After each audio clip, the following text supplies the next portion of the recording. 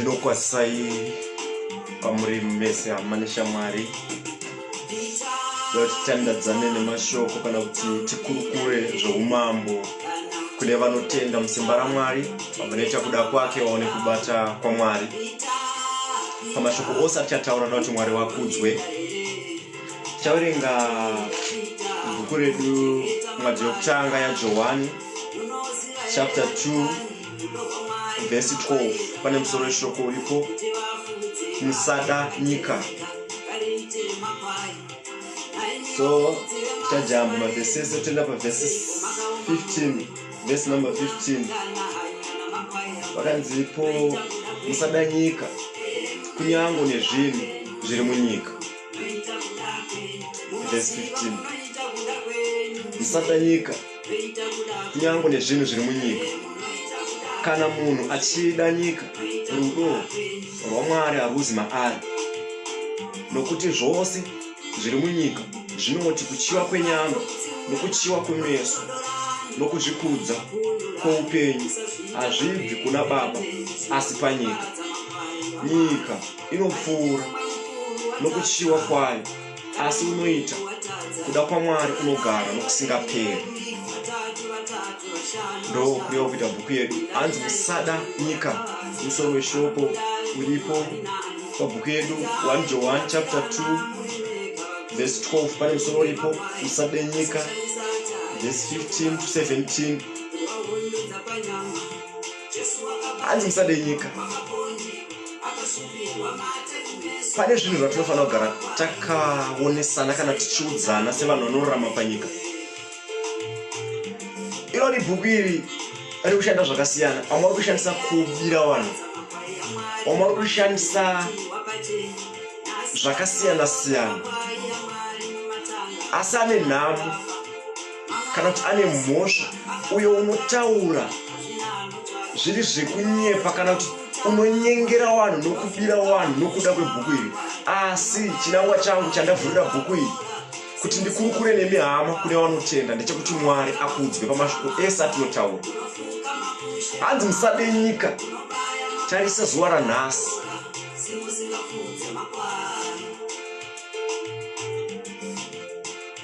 Zveumambo hazvichatendwi nevakawanda. Bhuku yati ani nani anoda nyika, rudo rwaMwari haruzi maari.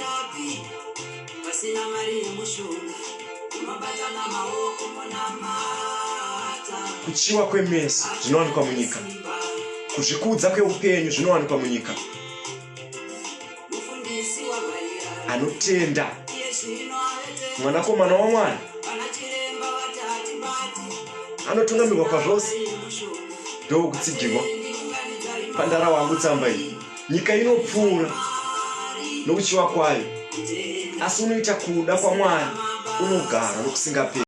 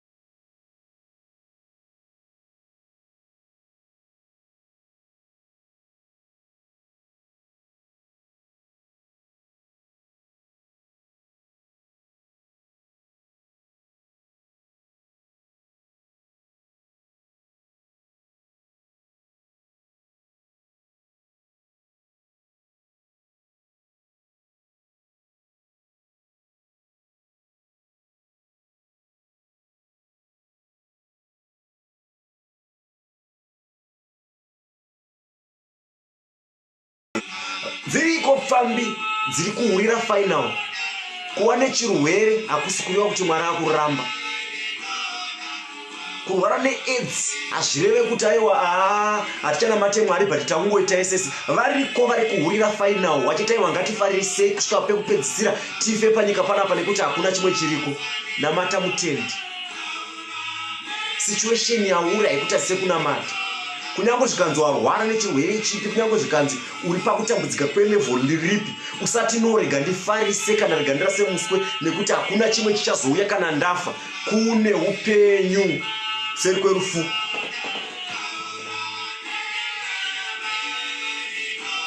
Variko vari kuita mabasa akaipa, dzingava n'anga dziri kushambadza nepakasiyana siyana. Yes, musadanyika unoitiswa mari ne3 days. Zveshuwa yakatowanda inozadza bhegi. Zvinouya mberi auzviziwe. Ndo pakabatwa pfungwa naSatani. Satani akabata pfungwa pakabatwa choumambo chaMwari naSatani. Satani anoziva kunaka kwoumambo. Ndo pabatwa pfungwa dzevazhinjiso. Pfungwa dzinosvika pakupererwa munhu kuti ndoita sei. Yes, panyika panorwadza kurarama ende panyika hau n'anga hadzimire dziri kushambadza panyika. Iyo nyika iri kunzi musadanyika iyi dziri kushambadza. Uyai mutore mishonga iyi. Nhamo inopedzwa. Nhamo haipedzwe nemari. Vari kuva nemari vari kutambura. Kutya Mwari nekuteerera Mwari kunotopedza nhamo yese. Ani naani anoita kuda kwaMwari unogara nekusingaperi. Naiye akakusika kutora nepano panyika. Akakupa makumbo angakunyime bhutsu dzekuti upfeke. Akakupa mazino angakunyime zvekuti utsenge.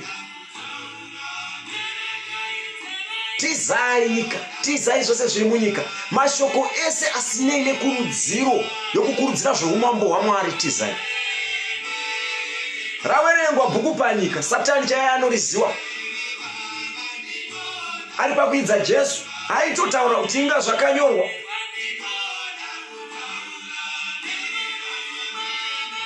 Vamwe vari kunorengera nharo kuzvikudza manyawi, but ndatinoda kuti Mwari akudzwe pakukurukura kwandiri kuita nemihama neshamwari.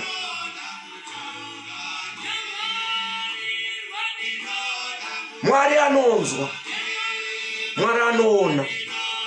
Vese vaiti vezvakaipa mutongo uriko. Vazhinji havatendendi vanoramba kuti hakupiko, zvichazoenda kupi, ngatifarisei panyika. Taramba vanhu vari kuba vachibira final vachitirega tibe panyika pano kana tafa.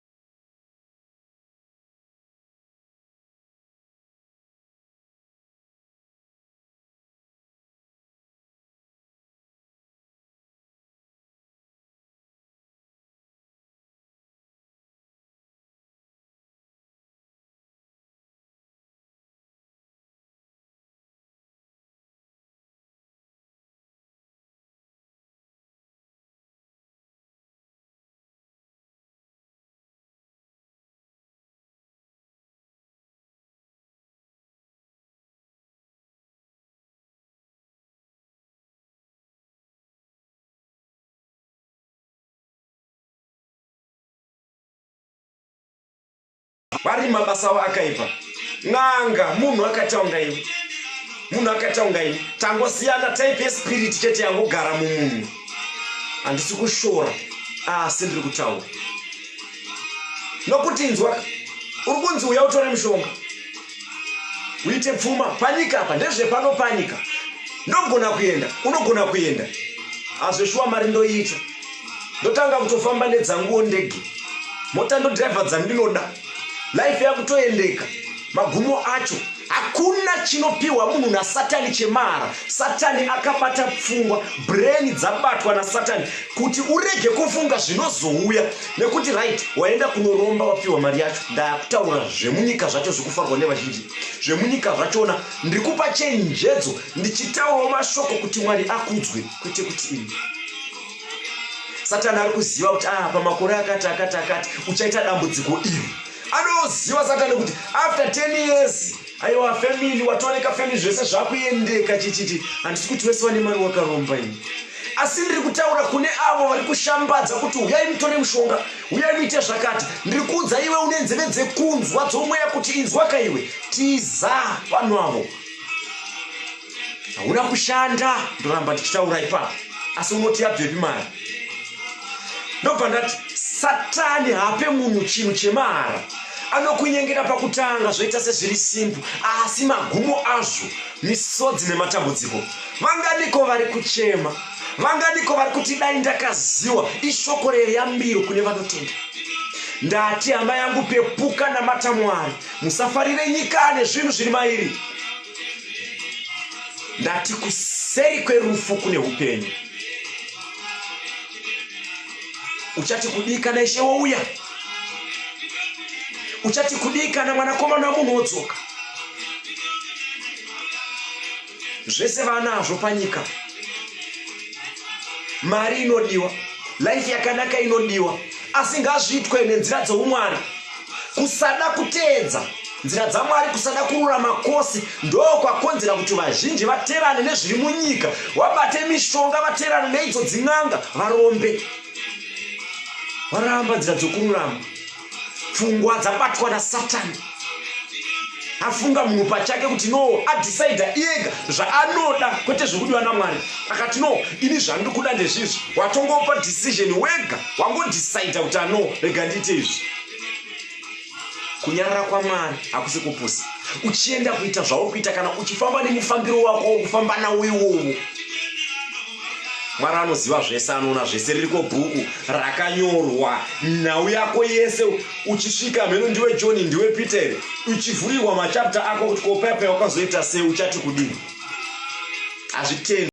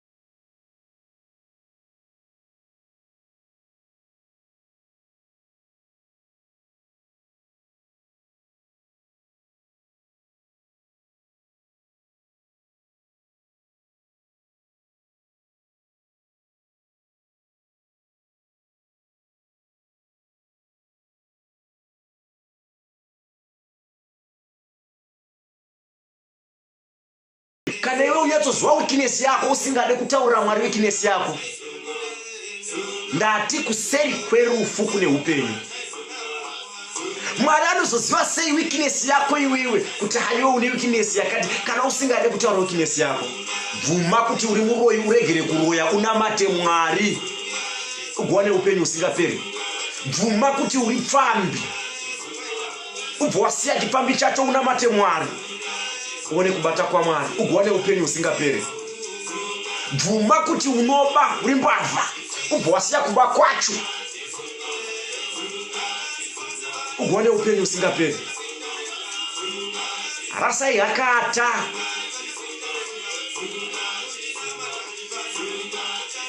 rasai makona munamati, rasai zvose zvinowengwa naMwari, mudzoke panzira. Mwari haangarizaine pachigaro chake nekuti John kana Peter kana Giresa Mheno kana ani aramba kuteerera mirayiro yaMwari. Richaparidzwa nenzeve dzekunzwa, achinzwa nokupona, asingade shoko chero arinzwa, kutongwa kuriko. Ndosaka ndati kuseri kwerufu kune upenyu. Panyika panorwadza kurarama kana usina Mwari, asi kana uina Mwari zvese unongonzwa kuti zvikungoendeka so.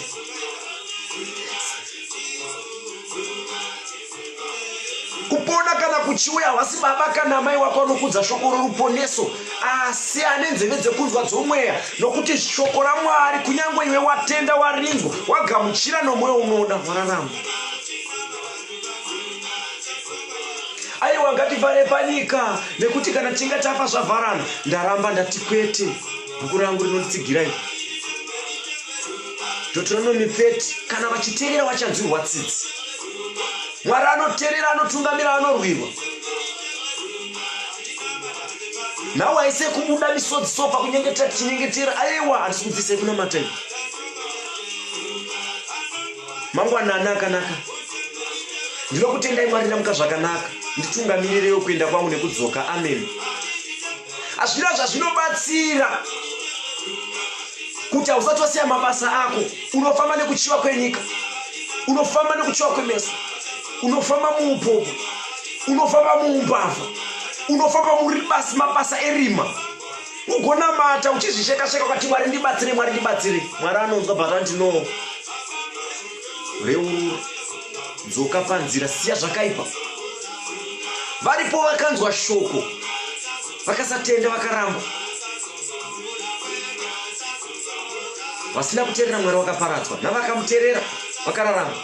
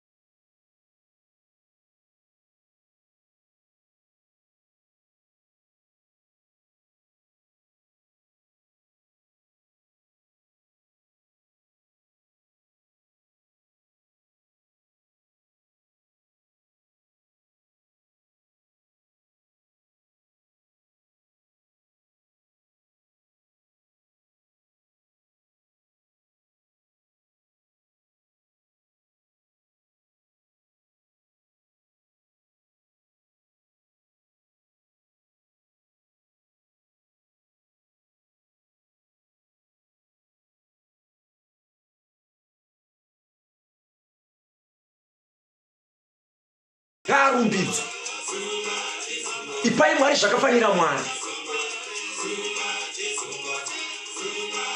Hazvina zvazvinobatsira kuti ndinonyora paFacebook panapa kuti nhasi wiki rino rinoda kuti munhu wese anonyora kuti ari napa aropafadzwa, obva wanyora kuti amen amen. Kuropafadzwa hakuuye kana kutungamirwa naMwari hakuuye nemashoko atinotaura nemuromo medu, asi kuita kwedu neunhu hwedu netsika dzedu. Kunyange ndikaposta ndanyora kuti ndinoda kuti munhu wese ari muno mugurupu kana munhu wese ari kuona da kuti Mwari angomuropafadza, haisina uye kuti ucharopafadzwa nekuti wanzwa zvataurwa. Rarama zvataurwa. Hakuna munhu asingatadzi. Ndogara ndichidzokorora, bhuku inotaura iyo. Dzoka kuna Mwari, usatadze nebhoni, nokuti anotadza nekuda haangakanganwirwi asi kumirira kutongwa chete. Uyai tinamate, ngaanamatwe Mwari. Ndati kuseri kwerufu kune upenyu. Ndianiko akamborwa naMwari akabudirira? Kunyange naivo vanoroya zvavo, vanoroya ivo zvavo, akarwara zviri siriyasi akatambura, unonzwa kuti dai Mwari mandibatsira, dai Mwari mandibatsira. Unoda rubatsiro rwaMwari, iwe muti wezvakaipa. Kogara wasiya zvakaipa ufambe kana Mwari wacho. Mwari anotungamira vanoita kuda kwake. Mwari anoda vanhu vanobvuma maweakness avo nokusiya zvakaipa zvavo nokumira panzira. Hapachina nguva. Mwari ngaakudzwe. Kuverengwa nekutaurwa kweshoko rake chichatungamira, chichaponesa kunyange pazvirwere chiko. Hakusi kungwara kana kuchenjera kana kuchererama panyika, asi Mwari. Tenda Mwari neiwo waukufema waatongokupa iwo zvakatoringana zvakadaro. Tese tiri huruwa 6 meters dzakatimirira, tichangofa kufa kwenyama tozomirira kumuka kuwakafa. Vazhinji havatende kumuka kuwakafa. Panyika usadadire munhu, panyika usawenge munhu, panyika usaite chakaipa, panyika tsvaga zvose zvakanaka, uzvitewere. Ndikurevei zvaunoziva kuti izvi Mwari vanoda, tizvozvo uzvitewere. Wakuita chakaipa sofunga, obva wotoziva kuti no, apa ndakurasika asirizvo, obva wogara waramba.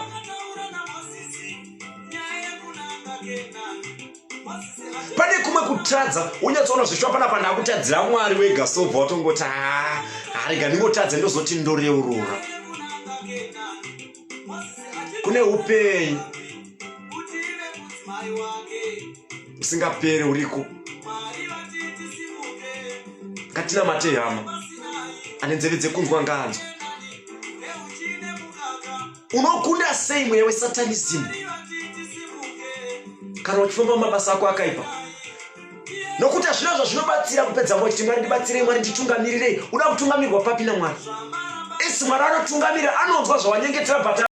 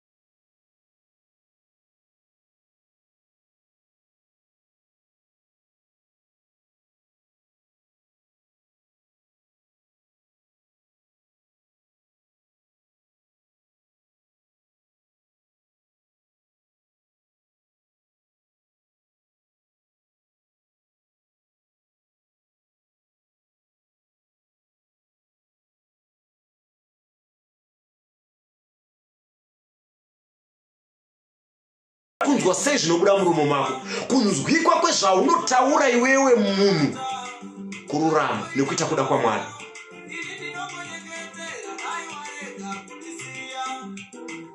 Chii chinobatwa nemaoko angu Mwari chaasingaoni? Chii chinobatwa nemaoko ako Mwari chaasingaoni? Chii chinofungwa nepfungwa dzako Mwari chaasingaoni? Vane nhamo vanofunga zvakaipa, vane nhamo vane mano akaipa asingatende mushoko raMwari. Musafarire nyika, musafarire kunyange nezvinhu zviri munyika. Ani nani anofarira nyika? Rudo rwaMwari harusi maari. Ticharamba tichikurudzirana namashoko iwaya kuti ani nani anotenda muzita raIshe Jesu Kristu aponeswe.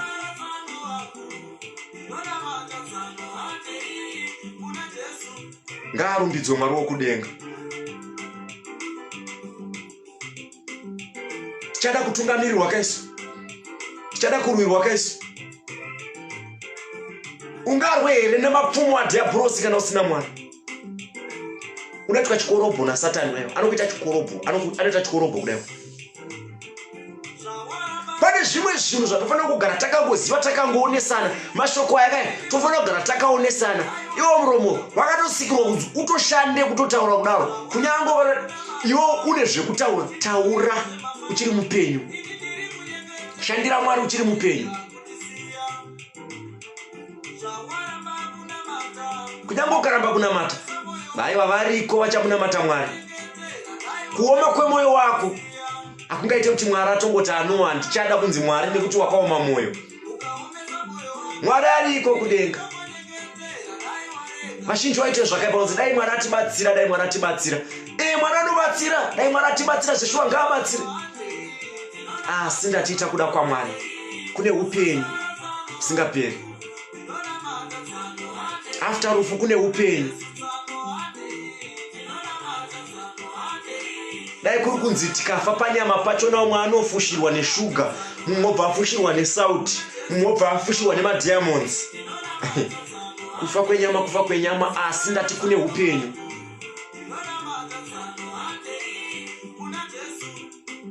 Iwane kutenda pazvose zvaunoita, pazvose zvaunotaura. Kana uchinge wapfugama uchitaura naMwari wako, ndoda kuti tinamate mangwanana naye. Iwane kutenda kwakasimba, zvidembe zvichene, uzvireurure, usiye mabasa ako. Mwari anototungamirira kusvika palevel racho iroro rafunga kuti hazvisvikike iroro, anotokusvitsa ipapo.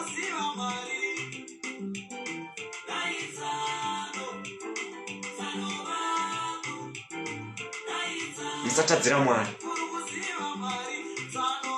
Kuziva Mwari kunokosha kudarika kumushandira. Ukangoziva kuti unoraramira ani chete, ukangoziva kuti zvaunoita kuitira ani chete, uyai kuna Mwari, namatai Mwari, ruramai pamberi paMwari, tizai zviri munyika.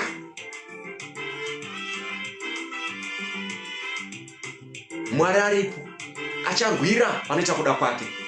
Ndinokutendai hama nenguva yakanaka zvakadai yatatenderwa naMwari kuti tinge tichikurukurawo. Ticharamba tichikupewo mashoko iwaya, ticharamba tichingokurukurawo sevanhu vachiri kurarama panyika, hatisati tafa tichiri wapenyu, kuonesana, kusimudzirana mweya yedu, kuti Mwari watibatsire. Satani haatukwe. Hey, devil is a liar. Hey, Satani hatukwe. Rurama pamberi paMwari uite kuda kwaMwari, unongo wakungomupisa wega kudai. Nekuti hazvina zvazvinobatsira kuti ndinoti moto kuna Satani, moto kuna Satani, ndinoti moto kuna Satani. Aiwa, wabva kupiko moto usina kururama? Daidzira kuti moto kuna Satani, wafamba mukuda kwaMwari, wakarurama pamberi paMwari. Kuita kuda kwaMwari nokururama pamberi paMwari ndiwo moto unopisa Satani. Satani anenge achingotsva nokunyunguduka ega. Unenge wakawigwa mumbereko yamweya mutsvene.